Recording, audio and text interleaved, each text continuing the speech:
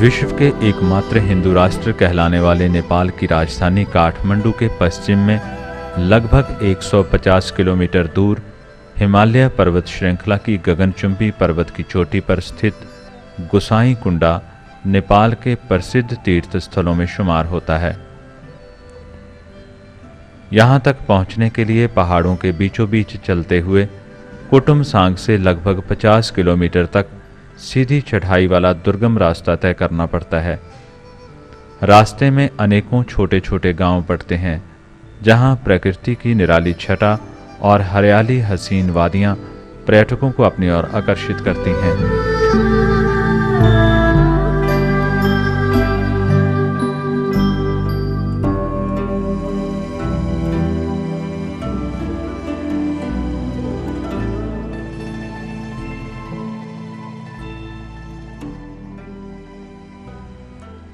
सुहावने मौसम में खिली खिली धूप में पहाड़ों के बीचों बीच बादलों के छोटे छोटे झुंड वादियों की गोद में खेलते हुए प्रतीत होते हैं।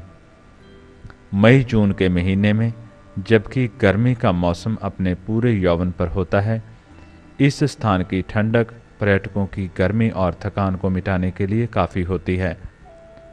3 दिनों तक चलने वाले मेले की शुरुआत हाथ में डफली लिए उछल उछल कर नाचने वाले झांगड़ियों से होती है, जिनके नृत्य में आम श्रद्धालु गाते हुए उनका साथ देते हैं।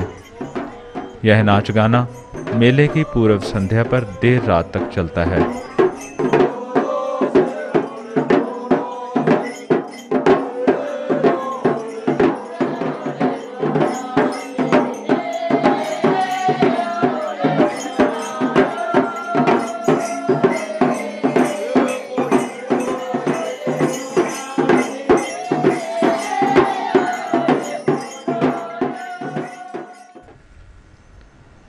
भोर होने पर सूर्य की किरणों की प्रथम दस्तक के साथ ही मेले के प्रथम दिन की शुरुआत देवता के पूजन के साथ होती है।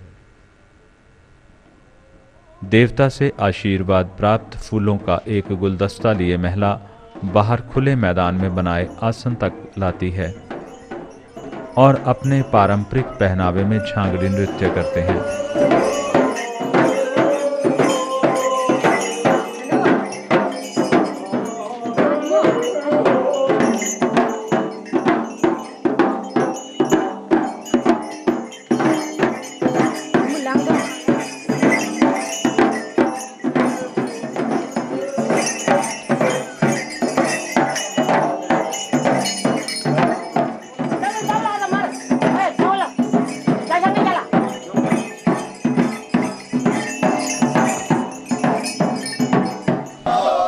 सरसराती और जिस्म को झकझोरती सर्द हवाओं के बीच देवता का आह्वान शुरू होता है, जिसमें औरतें और मर्दों की टोलियां गाने में भाग लेती हैं, जिसमें उनकी अपनी भाषा में देवता का आह्वान किया जाता है।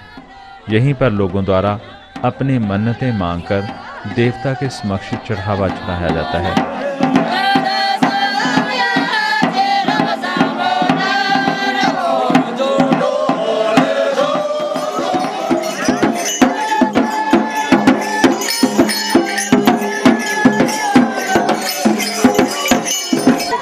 तत्पश्चात सभी लोग चोटी पर बने मंदिर का रुख करते हैं। सभी लोग अपने साथ खाने पीने का सामान, कपड़े लते और सोने का सामान साथ लेकर चलते हैं। भजन कीर्तन करती हुई मंडली चोटी पर पहुंचने से पूर्व रास्ते में कई स्थानों पर पड़ाव डालती है और जलपान इत्यादि करती है।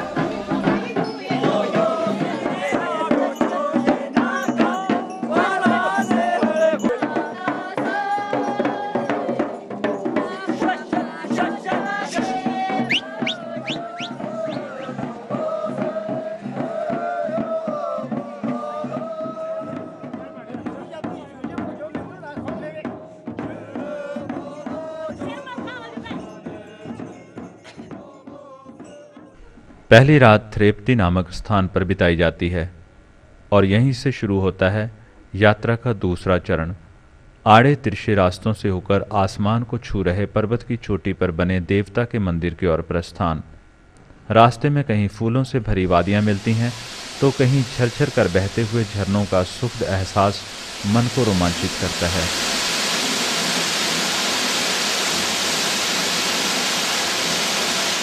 लगभग 20 किलोमीटर की लंबी यात्रा के बाद अगला पड़ाव यथांग नामक स्थान पर आता है, जहां यात्री रात को आराम कर अपने पूरे दिन की थकन मिटाते हैं।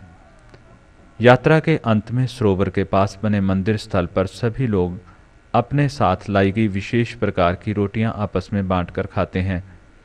पवित्र फूलों का गमला उठाए महिला अन्य धामनियों के साथ छोटे छोटे कदम बढ़ाते हुए गमले को देवता के चरणों में अर्पित करने के लिए आगे बढ़ती है। बाकी सभी भी उनके पीछे पीछे चल देते हैं। इसी पवित्र सरोवर को भगवान का सरोवर यानी गुसाई कुंडा के नाम से जाना जाता है।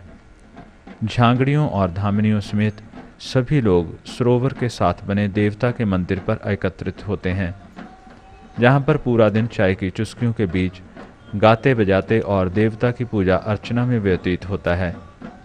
अनेकों दूर दराज के स्थानों, प्रांतों, राज्यों, यहाँ तक कि बाहरी देशों से आए लोग इसमें भाग लेते हैं।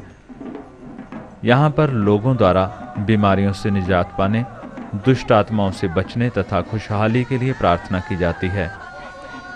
देवता के विशेष दूत झांगड़ी और धामनियाँ इस काम में लोगों की मदद करते हैं।